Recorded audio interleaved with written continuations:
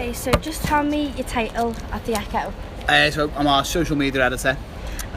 Yeah. And how long have you been at the Liverpool Echo for? God, how long has it been? So it was August 2010 I started. So yeah, since then. And then it was a couple of years just as like a general kind of digital journalist. I think was my official first title, and I've done this since I was knocking on for about 3.5 years as in this role now. Yeah. And tell me exactly what you do, like what are your daily duties? So part of the website team, so there's about 6 or 7 of us who'll kind of oversee the site through the day, kind of manage all the uploads, all the kind of news uploads, and then we have the sport and what's on teams, and kind of they'll kind of look after their own uploading and social media channels mainly, but then we'll look after the kind of the homepage and all the kind of like if you go to news or LFC or EFC or the actual homepage itself. We'll look after those sections. So it's website management, kind of digital production, if you like, uploading stuff, and kind of enhancing the articles that the reporters will write. They'll send them onto the news desk, and then they'll send them over to us on the digital desk. And we'll, make sure the videos are right, the kind of imaging is right. There's loads of links in and that type of thing. And then specifically on top of that, my role would be. I don't kind of do all our social media posting by any means, but like kind of keep our main social media channels ticking over through the day, kind of oversee what goes on them, and then in the kind of like longer term kind of take the lead in kind of planning and strategy for how we post, when we post, all that type of thing, and then if there's specific events, kind of build towards them on social media. But yeah, that's the main stuff. Okay. In terms of your publishing strategy, where do you get your inspiration from, and who are your competitors? Competitors is a hard one, because I guess you'd always see yourself as competing locally against other kind of outlets. So I'd say the Echo still wants to and always has wanted to kind of break local news before local competitors, but then it's a bit different being here and having 2 big football clubs, because then you've got international competition for Liverpool and Everton, and like national competition as well with all the other kind of national sport teams and departments. So I say in terms of competitors, there's a wide range, and we'll try and compete with them on different levels. What was the other bit? Publishing strategy. I'd say that's. I don't know really in terms of like a direct source. I mean, I guess what we draw a lot of information from, and I suppose you'd extend that to inspiration, is like. And the biggest difference, I'd say, in terms of publishing strategy since I've started, like when I came in, it was still just about. I think it's fair to say it was just about still kind of paper focused, and like there was a website team and they were good, and the website was a lot of people came to it, but it was like slightly before social media, for example, had really taken hold and like become an integral part of the publishing strategy.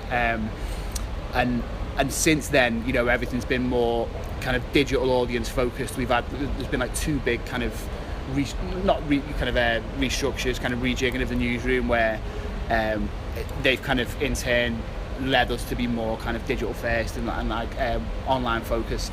And I'd say that the key difference really is like when I started, people would buy the paper, and obviously a great local audience who are very vocal and happy to tell you what they think about what's in the paper. So but your only feedback really was you sell a paper and you've got X amount of sales.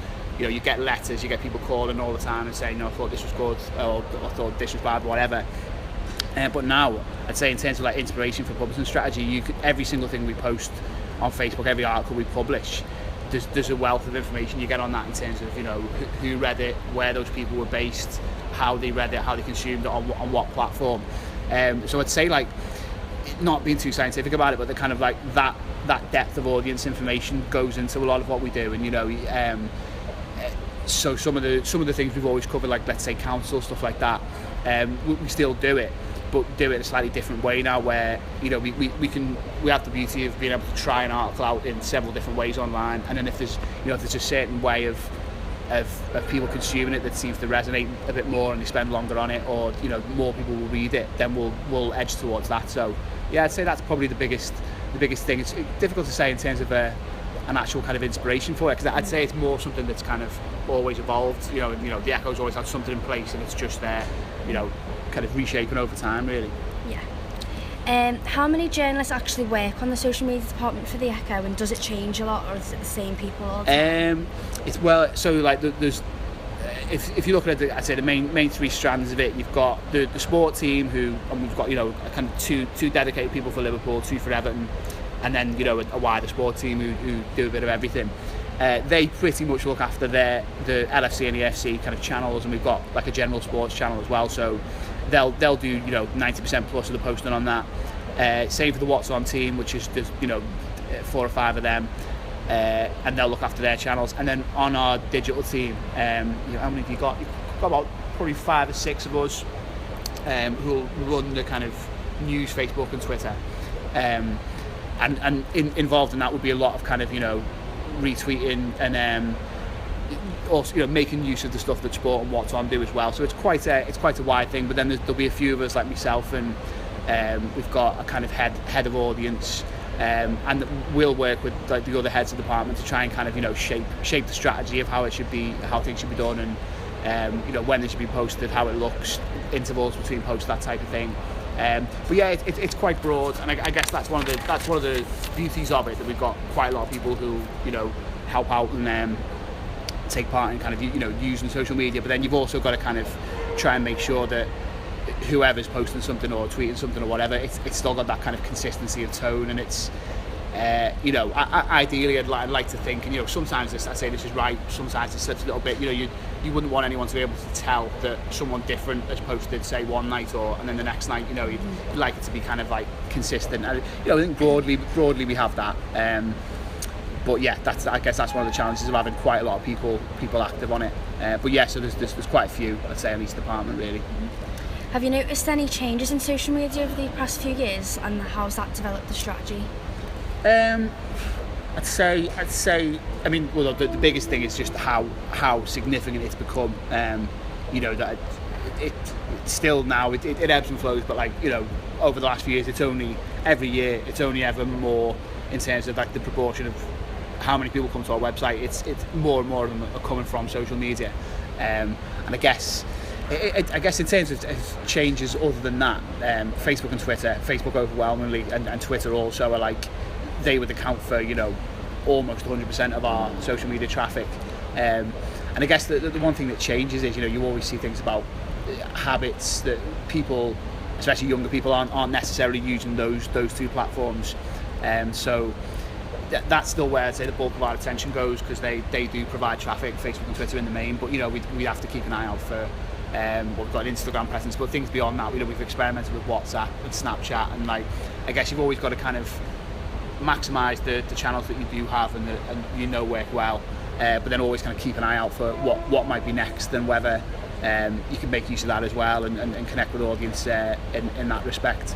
And I'd say the other big change is in terms of social media is how key it is. I mean, literally in the last hour or so, we've had 2 or 3 tip-offs about separate. There's a car gone through a garage in Prescott, literally just happened, and two different people have sent us pictures of that on Twitter and one on Facebook, and I'd say it's when I started, the phone probably rang more in the office than it does now, because now people might use Twitter or Facebook messages or whatever to tip us off about things.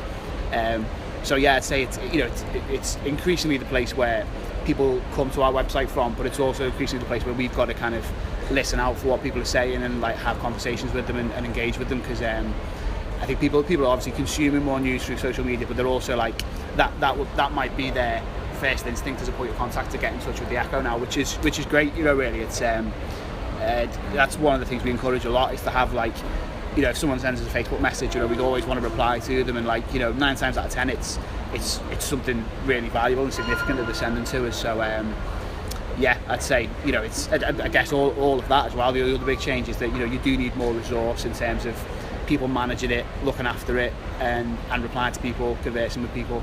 Yeah. Okay. As social media editor, what do you think is the best way of putting out a story? And in other words, how do you engage best with your readers? I'd say it probably varies by platform.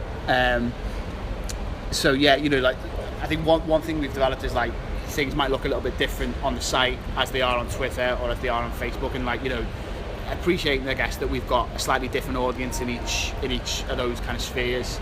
and there might be people from a slightly different place or a slightly different age profile or whatever. So you might vary things in that respect.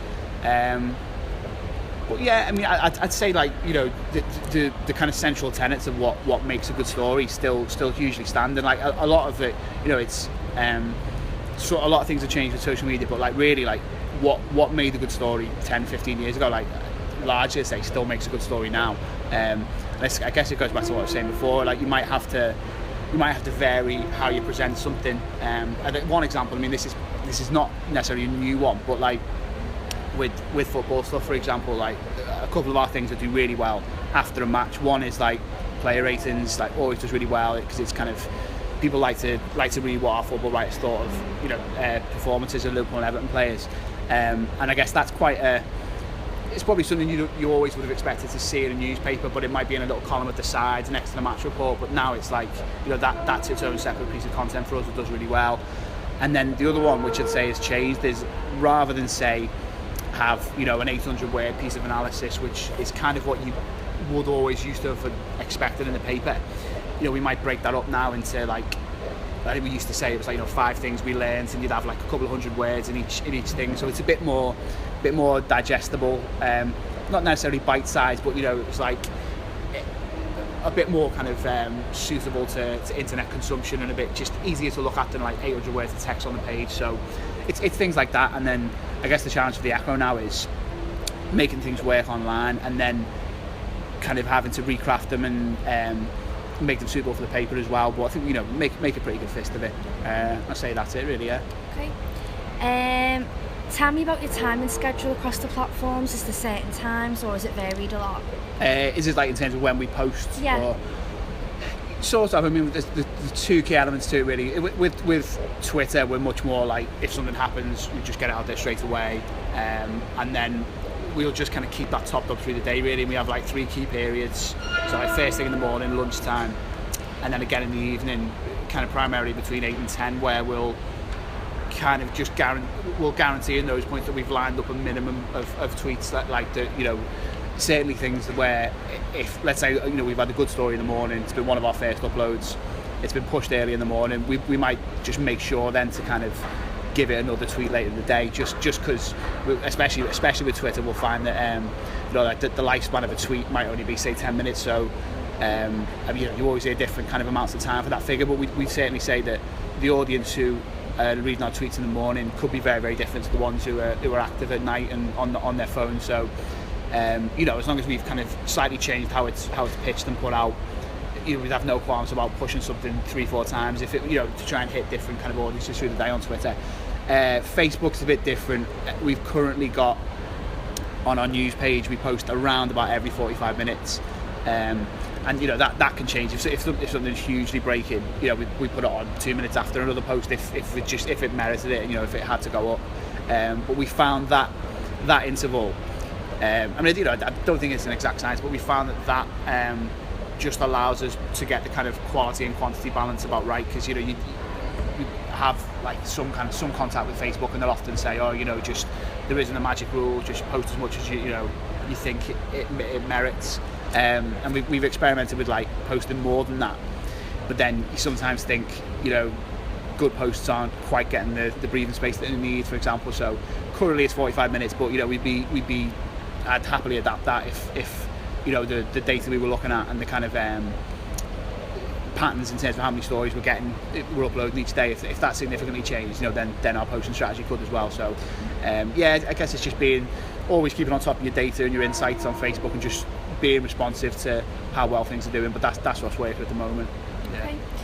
Is there someone there to post through the night? So say for example like Stephen Gerrard died at 2 a.m, is there someone there to do that instantly, or would I have to wait until the first timed one in the morning? I think there isn't. I mean, there wouldn't be anyone in the office at that time. On the digital side of things, we have someone in till round about midnight most nights, but they're the kind of like last point of contact. So I mean, I think in an example like that where it's huge breaking news, I'm sure that phone calls will go out, whoever was up, and we do have provision to kind of, you don't necessarily have to be in the office to upload something or put it, certainly not to put it out on social media. So but no, I mean, and we don't do necessarily that much kind of tweeting through the night.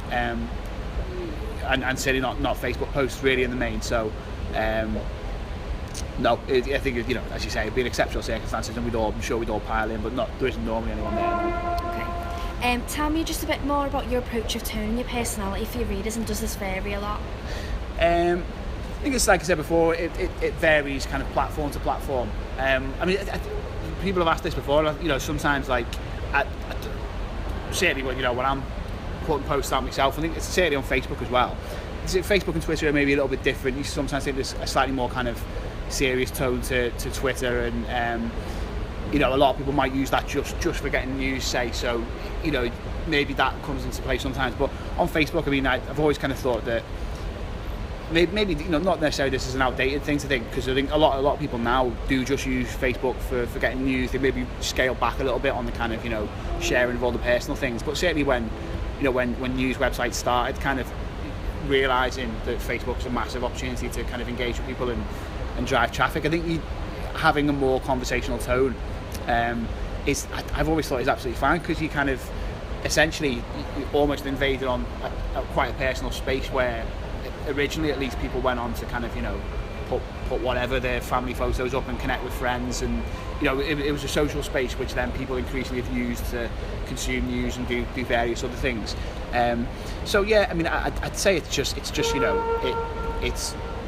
take it by whatever you think each story merits, and obviously if it's significant breaking news, if it's crime, we'll have a tone that would kind of reflect what we the serious nature of it that we always might cover. But there's no harm in throwing the odd emoji out or whatever, or much more kind of informal language if it's a lighter story, which we we'll put loads of those on as well. Because I think it's quite important to have a balance of stuff, because our Facebook audience is massive, and there's some who'll who'll come on and want the harder hitting stuff, the big breaking news. There's others who want the what's on stuff, the lighter side of things.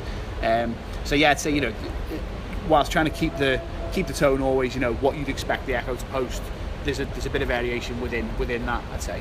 Yeah. Do you get much ideas from your readers in terms of stories or ideas for things? Yeah, totally. As I said before, in terms of tip-offs, if direct kind of we've just seen X happen, can you look into it? That happens all the time. I say that happens every day. And then also again, we'll always make a point of looking at the comments on social media and underneath stories, and I think that's one thing I think there'll be an increasing focus on in the months to come and years to come, I'd say. So yeah, we'll always, if we can be steered in a certain direction by. Yeah. Oh yeah, go on. Is that all right? Yeah. Yeah. So yeah, and there's I can think of quite a few occasions where we've had ideas from readers kind of almost quite directly, and those stories do really well, and we do quite a lot of things based on the opinion of readers, and try and reflect I guess in certain ways what people in Liverpool are thinking. So yeah, no, I'd say that's very significant. Okay. How do you deal with negativity? Is that just in terms of how it works on social media, or?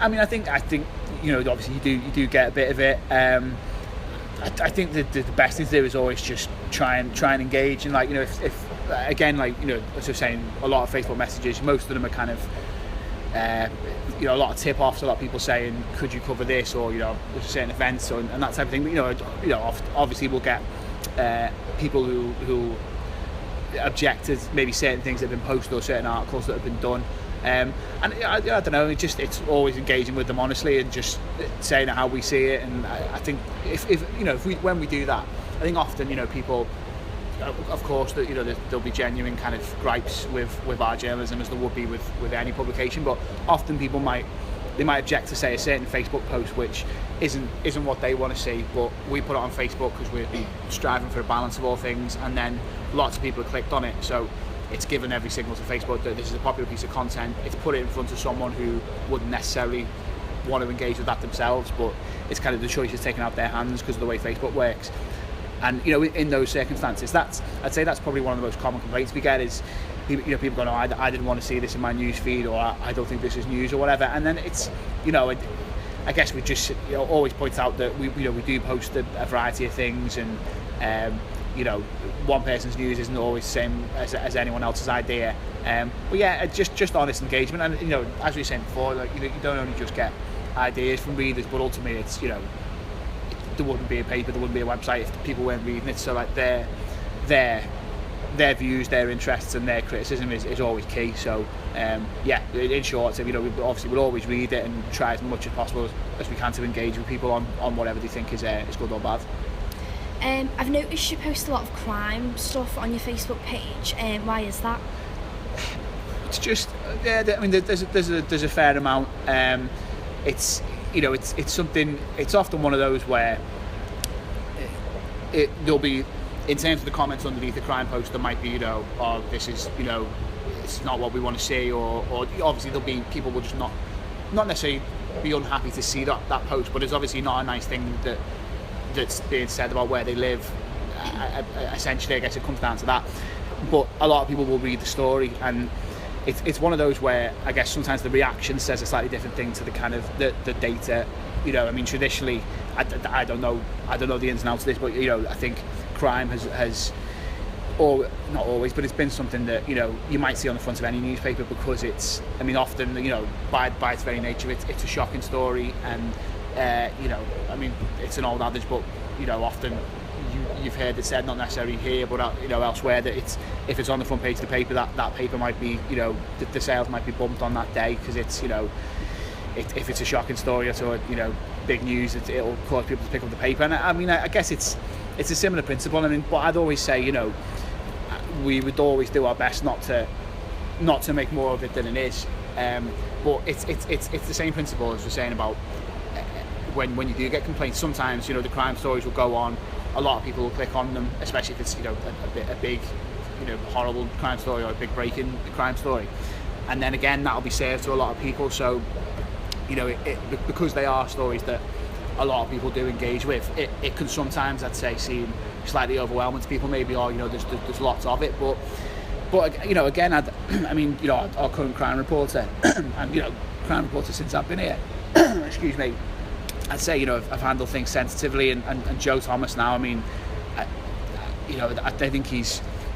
think the balance he gets is brilliant between reporting things and trying to explain them, and taking into account all sides of things, putting across the view of the police and emergency services. And so I'd say we cover it responsibly. So if there was a day when 4 or 5 crime posts went on Facebook, maybe even more, I wouldn't necessarily say that was a problem. We would always strive for balance, but we've got a crime reporter, we've got two reporters who are based in court, so it's always going to be a certain proportion of our stories that do have that element to them. So I'd say it's just a reflection of them, and whereas sometimes we'll get complaints about it. I guess it's just it's in a way it would be a shame if it would be great. We would everyone here, a lot of people who work here from around here. I think it'd be great if we didn't have to report these things, but at the same time, if we shied away from reporting them, that's not the solution either. So again, it's always about striving for a balance, I'd say, which we do our best to do. Have you seen a massive increase on your followers over recent years, and have you started getting more likes on the stories? Yeah, I'd say, all the accounts still grow at kind of a healthy rate, certainly at the moment. Facebook is a strange one, because there's various ways that you can kind of accrue likes on Facebook that has a more kind of natural ebb and flow to it. But yeah, the size of all the accounts is still increasing, which is good. So it's a sign that the audience is still developing. I guess you do wonder at some point, will the natural kind of audience that would want to come to the Echo for news, will we ever reach that and kind of plateau a bit? I guess that could well happen, but you'd imagine there'll always be new people moving to the city, new Liverpool and Everton fans popping up who'd like to consume things. So yeah, it's still increasing. Yeah. I've noticed a lot of your content doesn't make the cut from the actual Echo site onto social media. How come? Again, it's it's having the data of what will work and what might not work, and I guess this is probably another thing that's changed in terms of the publishing strategy. More when we're putting a piece online, we'll think about, you know, what will the source of that traffic be? Will we expect people to kind of, you know, kind of more local people who'll just come onto the website and just, you know, see what's on the Echo site that day? Will we expect those people to consume it? In which case, you know, it might be quite prominent on the homepage. Do we think, you know, Facebook or Twitter traffic will be the main driver? In which case, you know, it will go on those platforms. Do we think, you know, people will search for this article? In which case, you know, we might headline it slightly differently to try and get, you know, more kind of Google traffic from it. So I'd say, you know, all these things get taken into consideration. And the other thing is, like, certainly with Facebook, because you're subject to an algorithm, and the kind of the health of your page is significant, because you know, if the reach and engagement are high and like it's performing well, then on average more people are going to be shown, you know, more of your posts, which is obviously what we want. You know, it can be the case that if we post several things in succession, or several things in a day or across the course of a week that aren't really suitable to that audience, and people don't engage with it, it can kind of hamper the page. So we always kind of try and take that into consideration as well. But it's, as I said before, you know, we would always have a look if there's a certain type of story that we think is repeatedly not working out for the Facebook audience. You know, we'd ask why. We try and, you know, is there another way we can cover this for Facebook to kind of, you know, make it more suitable for that audience, and get people involved and engaging with the stories. So yeah, I'd say on you know, we're always looking at what does work, and then if we see things that don't work, we'll try and adapt those and how we cover them to make sure they do. What kind of stories do readers love the most, and which stories do you tend to post more of? Well, I'd say what would be the main things? I mean, it varies. Again, like, you know, there's lots of different types of story we'll do well on Facebook. I'd say in the main, if it's like live updates on something, or if it's big breaking news, they're the things that, you know, if we had the schedule in mind for the night, they're the things that if they happened, then the schedule gets blown out the water, and they go on straight away. But I mean, it's a genuine variety. It's like, you know, nostalgia stories, kind of uplifting stories about you know, like you know, events, things to do really well. I mean, crime can do well. A lot of the lighter side of things, like some kind of, you know, the funny stuff, celeb stuff does well. Human interest does really well, and kind of trying like agenda setting pieces that, you know, will tackle certain issues in the city. Will, you know, try and do quite a lot of that as well. So I'd say it's a mix, but yeah, I mean, on the course of any given day, I'd say it's the big breaking news, and certainly if we're going live on the scene of something, or live for a kind of council meeting or something like that, they're the ones if I knew they were coming up, I'd probably expect those to do the best. Yeah, I'd say so. How important are the images and videos that go with the stories? Yeah, very significant. Certainly for, you know, Facebook and Twitter, I'd say that the social image that accompanies the posts is a key element of, you know, catching someone's eye when they're, you know, scrolling through their feed. You know, you've got your social headline, yourself, and your picture, and each element's got to work well to kind of, you know, draw people in and you know, yeah, encourage them to engage with the story.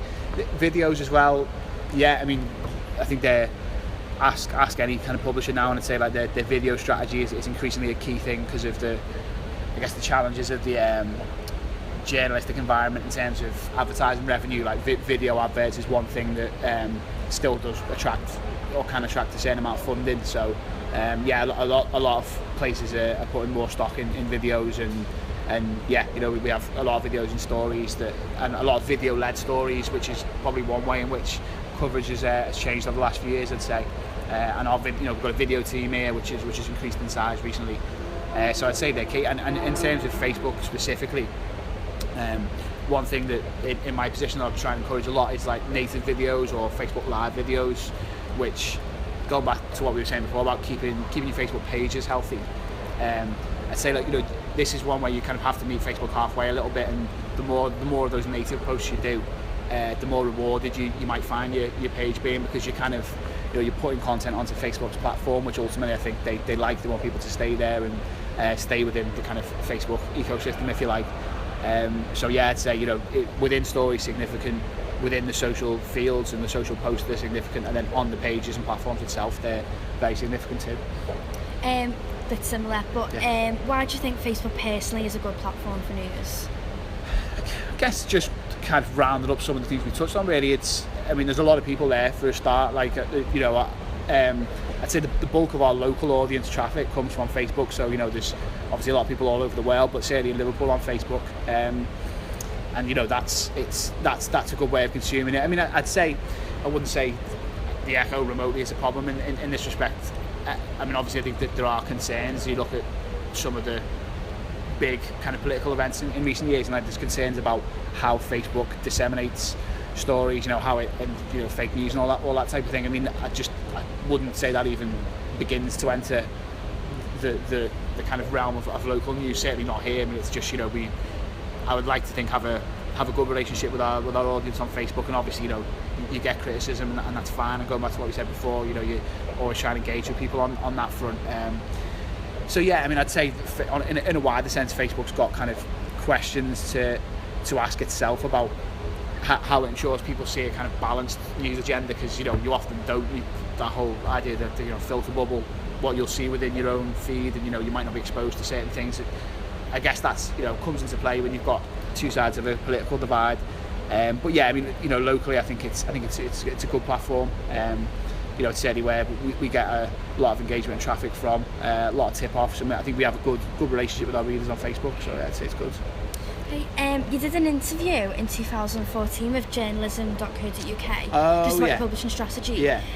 What do you think has changed since then, or stayed the same if you remember vaguely? I'm trying to think. I mean, I think at that time, we were just edging towards mobile being like the dominant force.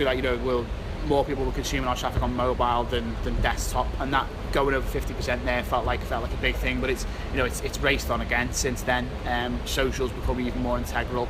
I'd say like thinking about, I'd probably, in short, I'd say like the social media's probably come more to the forefront of the process, because that's where, certainly for news content, not necessarily sport, but for news, you would expect the bulk of traffic to come from Facebook, maybe Twitter. Obviously still people on the homepage and search, but so I guess how you